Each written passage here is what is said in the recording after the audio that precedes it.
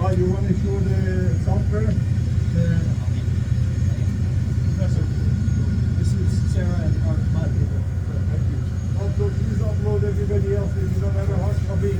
Then if you have one now, please upload it also to the privacy. So it's really tight in here with a large group, so bear with me if you can. I'll try to explain a vast majority of it, and then I'll let you spread out, but it might be hard for me to project my voice on this panel to you on the other side. But what we're dealing with in here is a co-generator. It's 570 kW, nominal kW. It's a natural gas fired, converted from diesel.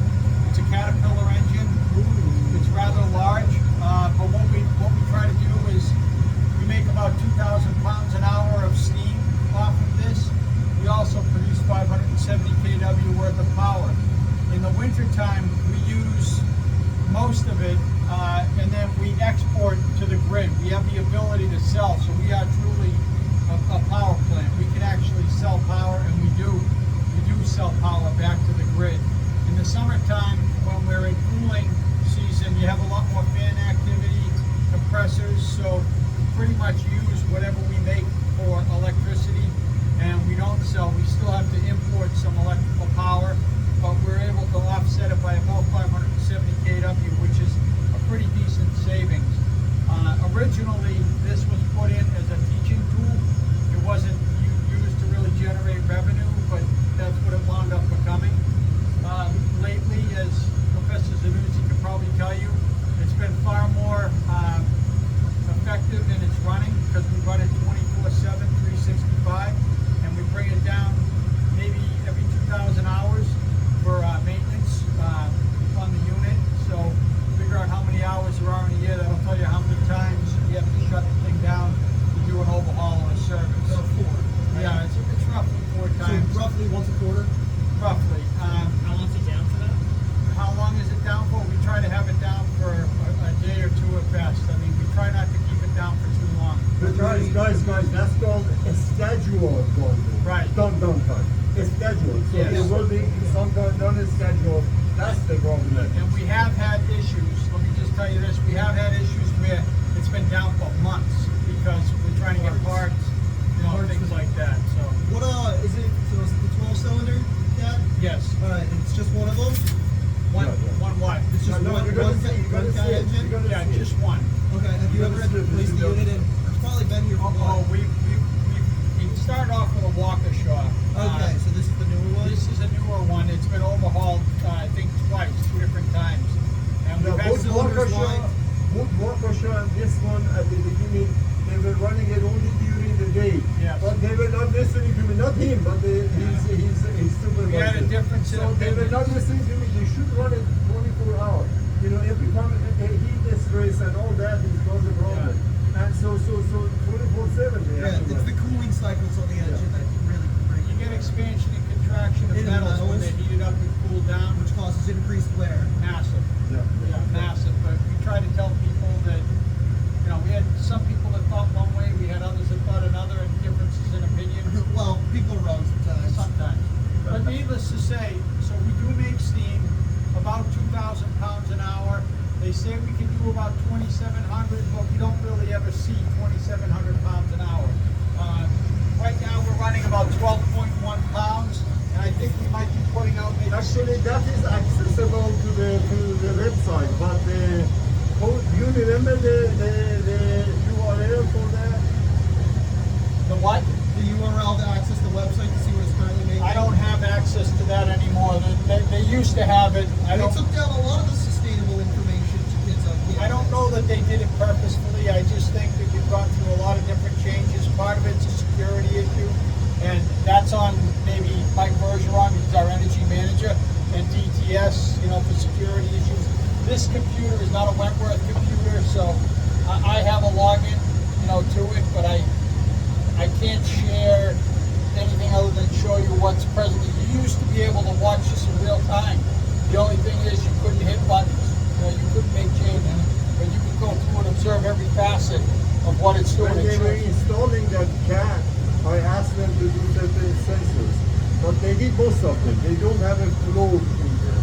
So for example, I cannot read the flow of the steam or water going in or even fuel going in at the time.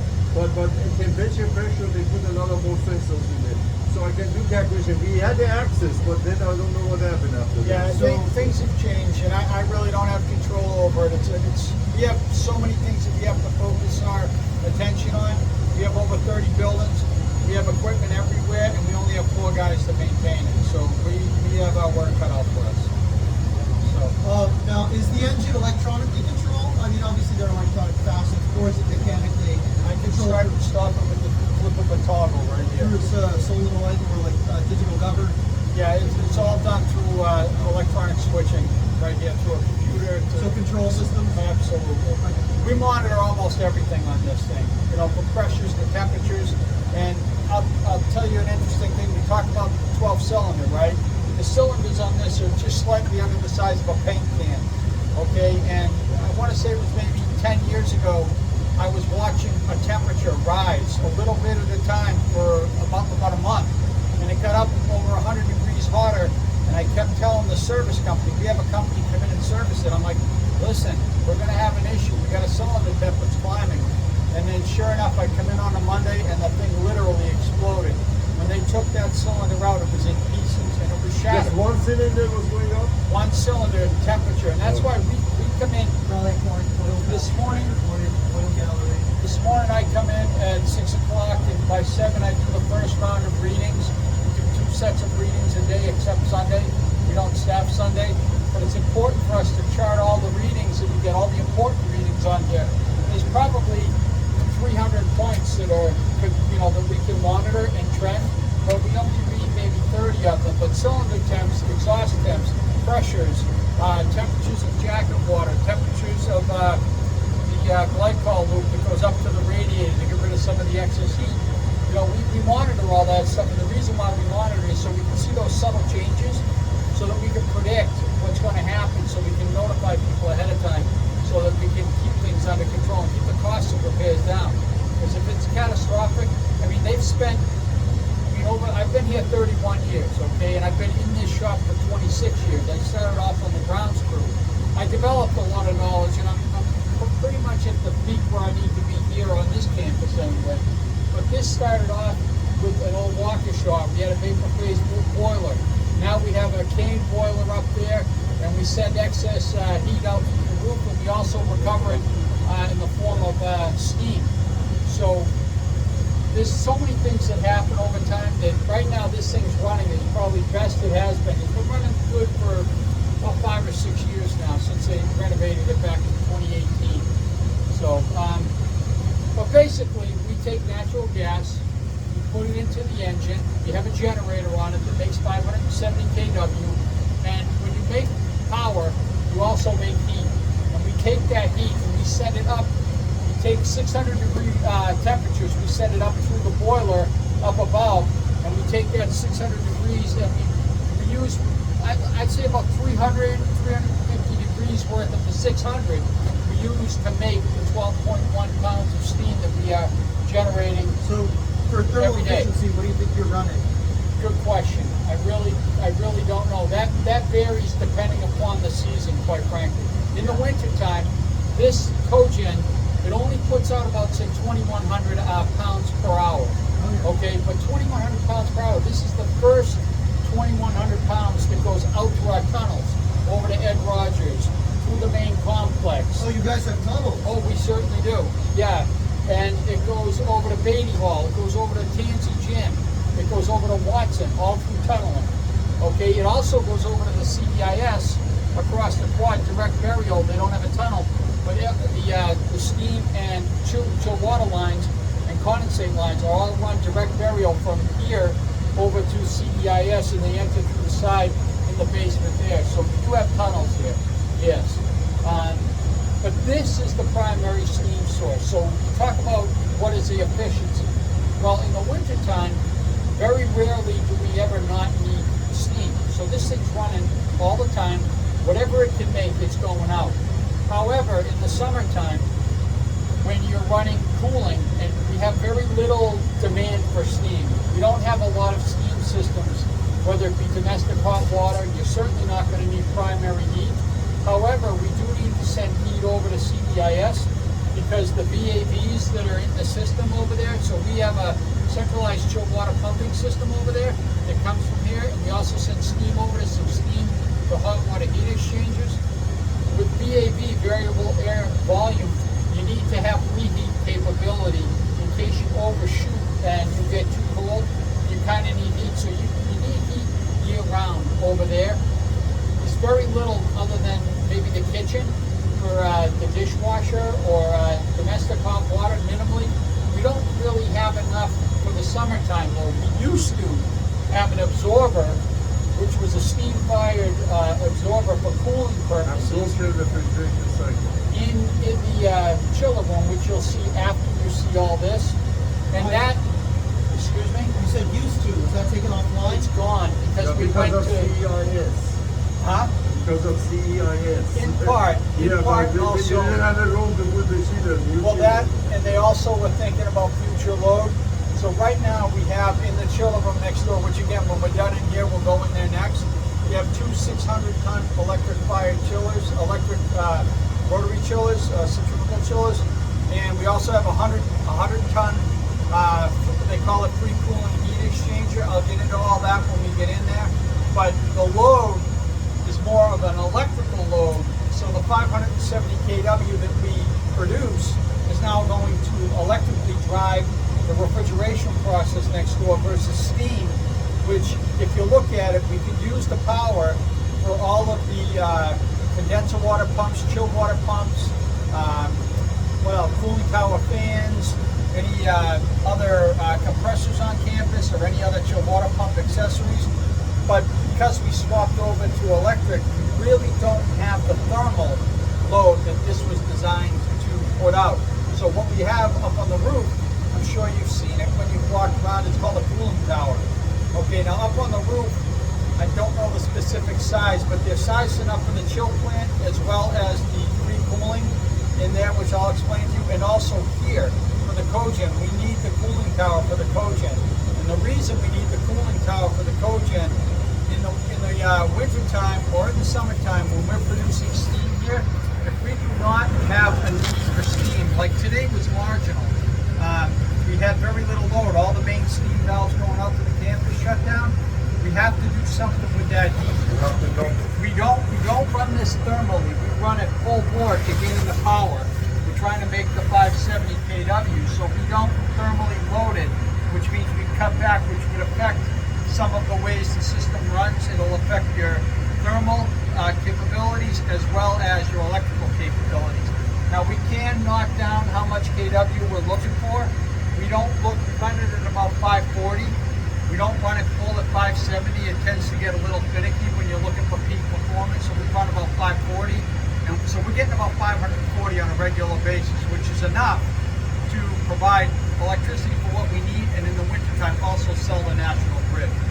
So Nominal value was 600 kilowatts. What's that? Nominal value was 600 kilowatts. 570 is the number I've heard. I don't know that they could ever get 600. That would be, 600 theoretically. yeah, I don't think. Is the generator rated as a 600? I think it's rated for 570, quite frankly. I'm not 100% sure on that, almost I positive. saw the capital. You what? I think I saw the capital. Okay. Yeah, they always market peak performance. You Yeah, never always get I mean, we know how to run it best, but, so you have a couple of systems tied into this, right? It makes power, it makes steam, okay, but it also produces a lot of heat. And we have valves in place that are controlled through pneumatic control. We have compressors downstairs, we have one out in the lobby there, we have one in here and one in the other room. Because if air went down to this unit, this cogen would shut down. You need pneumatic air to control some of the back pressure valves and the dump steam radiator. I mean, the dump for the tower. There's a shell and tube heat exchanger in there. So what happens is if we get over pressure with regards to steam, whether it's 12.1 pounds or we just thermally don't have it, we have settings in place to open a series of valves, which will allow water to go to the cooling tower and the cooling tower back to the heat exchanger. The steam goes through a tubing bundle on the back side of the engine, and that heat transfer will send the heat up to the roof. Now, that is first and foremost, but after that, if that's not enough, we also control the temperature going through that boiler to the stack. So one of the things that they used to have on this, which is gone now, was a temperature sensor on the roof at the very end of the stack. As far as I'm concerned, that's the most important temperature on the entire system, because if it's reading about 250 to 300, that means you're using all of the heat energy that this is being produced. You're keeping it in the system in one facet or another. But if that temperature of the stack rises up over 400, that means you're sending heat up. That means it's waste, okay? And what we're trying to do is minimize the waste. Well, they did some renovations to the thing. They didn't put that back, and I'm in the process of trying to get that temperature point back on here, because it will help us troubleshoot a problem a lot quicker if we know the temperature. You can't just go up and stick your hand over the thing, and there's really no way unless you're shooting surface temp. But that's not very accurate, so you have to have a probe in line through that exhaust on the roof to register and show. And so we're working on that, but needless to say, 300 degrees is about what we use, and 300 degrees is about what we send up on a regular basis under nominal conditions. So, you're gonna say something? Well, please, yeah, if you want to talk about the software, show the software, because this guy's MLC. Show, look at it, guys, and go over there, look at the engine. Let's go over there. Yeah, you can filter through. Yeah, If you you have can any go over there. questions about it, I will tell you, if you want to put, we have earplugs there. If you promise you're not going to touch anything, you can walk through the room, but just do not touch anything. Assume everything is gone. Do not climb the stairs and go up. You can look at the boiler from down below. But we have our foam earplugs if you want to. Yeah, dude, I love engines. I love engines. Don't put them under. Where is it, Brown?